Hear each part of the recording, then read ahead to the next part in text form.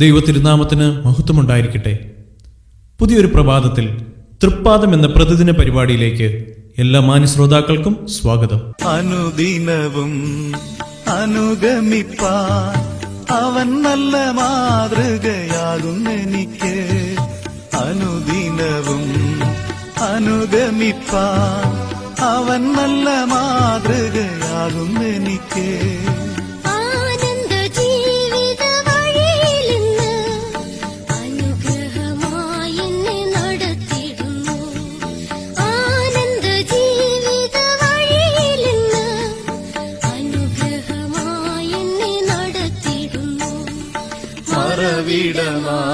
എനിക്കേശുണ്ട്, മറച്ചിടും അവൻ എന്നെ ചിറകടിയിൽ, മറന്നിടാതിവിടെന്നെ കരുതിടുവാൻ, മാറാതെ അവൻ എന്റെ അരികിലുണ്ട്.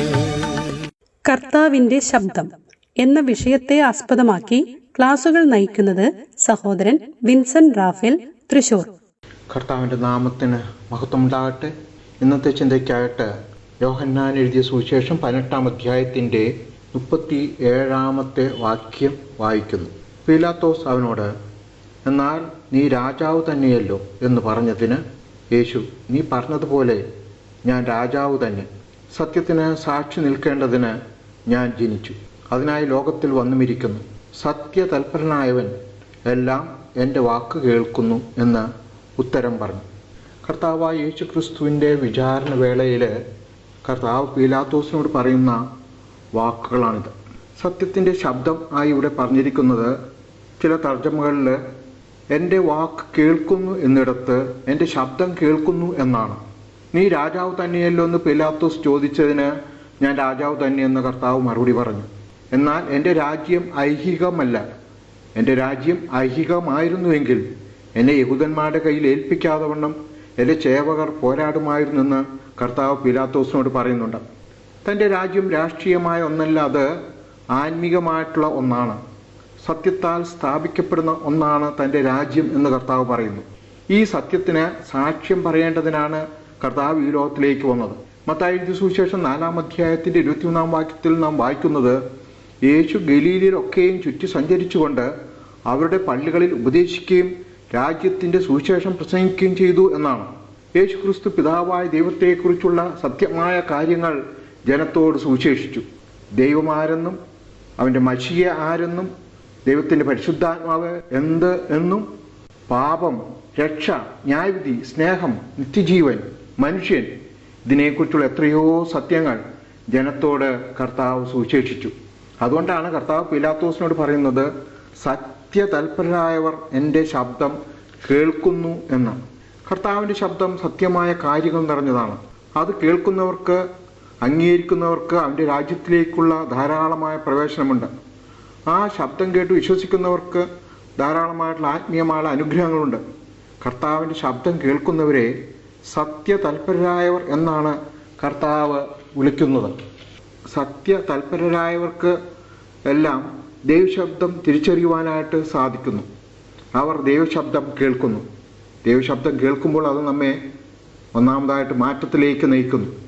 ദൈവരാജ്യത്തിൻ്റെ ഭാഗമാകുവാൻ നാം നമ്മുടെ പാപങ്ങളെ ഉപേക്ഷിച്ച് യേശുവിനെ നമ്മുടെ രക്ഷകനും രാജാവുമായി സ്വീകരിക്കേണ്ടതുണ്ട്. അപ്പോഴാണ് ദൈവരാജ്യത്തിലേക്കുള്ള പ്രവേശനം അധികമായിട്ട് സാധിക്കുന്നത്. അപ്പോഴാണ് നാം കൂടുതൽ ആത്മീയ സത്യങ്ങളെ അന്വേഷിക്കുന്നത്, അറിയുന്നത്. ഈ ശബ്ദം എന്നത് യേശുവിൻ്റെ വചനങ്ങളും അവൻ്റെ നിത്യജീവൻ്റെ മാർഗവുമാണ്. സത്യത്തെ ആത്മാർത്ഥതയോടെ അന്വേഷിക്കുമ്പോൾ, കർത്താവിൻ്റെ വചനങ്ങൾക്ക് നാം ചെവി കൊടുക്കുമ്പോൾ അത് പ്രവൃത്തിപഥത്തിലേക്ക് നാം കൊണ്ടുവരുന്നു. അത് നമ്മെ ദൈവരാജ്യത്തിലേക്ക് നയിക്കുന്നു. ദൈവത്തിൻ്റെ സമാധാനവും സന്തോഷവും അംഗീകാരവും ലഭിക്കാൻ കാരണമാവുന്നു. നാം കർത്താവിൻ്റെ ശബ്ദം കേട്ട് സത്യമാർഗത്തിൽ ജീവിതം ആരംഭിക്കുകയും ചെയ്യുന്നു. ദൈവരാജ്യത്തിൻ്റെ മൂല്യങ്ങൾക്ക് നമ്മുടെ ജീവിതത്തിൽ മുൻഗണന ലഭിക്കുന്നു. ഒരു നിത്യമായ രാജ്യമുണ്ടെന്നുള്ള അറിവ് നമ്മെ പ്രത്യാശയിലേക്കും നമ്മെ ധൈര്യത്തിലേക്കും നടത്തുന്നു. അതുകൊണ്ട് ലോകത്തിലെ വെല്ലുവിളികളെ, പ്രതിസന്ധികളെ നേരിടുവാൻ കെൽപ്പ് ലഭിക്കുന്നു. അപ്രകാരം നാം സത്യത്തിൽ നടക്കുമ്പോൾ ഈ ലോകത്തിലെ കാര്യങ്ങൾക്കും സ്ഥാനമാനങ്ങൾക്കും പകരം മത്തായി സുവിശേഷം 6-ാം അധ്യായത്തിൽ 33-ാം വാക്യത്തിൽ പറയുന്നത് പോലെ നാം ആദ്യം ദൈവരാജ്യവും നീതിയും അന്വേഷിപ്പാൻ ഇടവരുന്നു.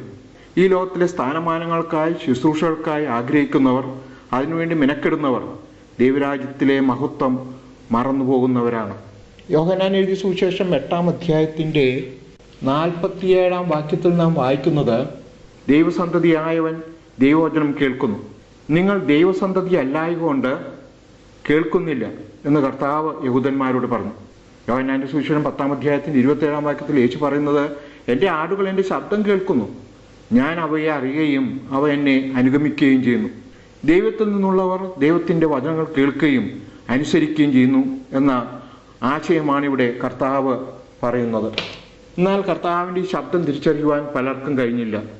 അതുപോലെ തന്നെ ഈ കർത്താവിൻ്റെ ശബ്ദം തിരിച്ചറിയുവാനോ കേൾക്കുവാനോ അനുസരിക്കുവാനോ പീലാത്തോസിനും സാധിച്ചില്ല. സത്യമെന്നത് മനസ്സിലാക്കുവാൻ പീലാത്തോസ് മെനക്കെടുന്നില്ല. കാരണം അവൻ്റെ ഗവർണർ സ്ഥാനം നഷ്ടമാകും, ലോകവിദ്വേഷത്തിന് കാരണമാകും. അതുകൊണ്ട് ഒരു ശുഭപ്രതീക്ഷയും ഇല്ലാത്ത വിധത്തിൽ പീലാത്തോസ് കർത്താവിനോട് ചോദിക്കുന്നത് സത്യമെന്നാൽ എന്ത് എന്ന്.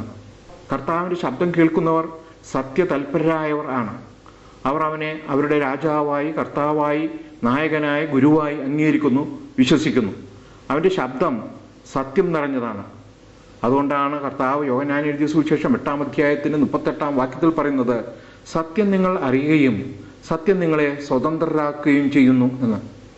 നമുക്ക് സത്യമായത് തിരിച്ചറിയാം, സ്വതന്ത്രരായി തീരാം, സ്വാതന്ത്ര്യത്തോടെ ജീവിക്കാം. കർത്താവ് അതിനായിട്ട് നമ്മെ സഹായിക്കട്ടെ. അവൻ്റെ നാമത്തിന് മഹത്വം ഉണ്ടാകട്ടെ. ആമേൻ.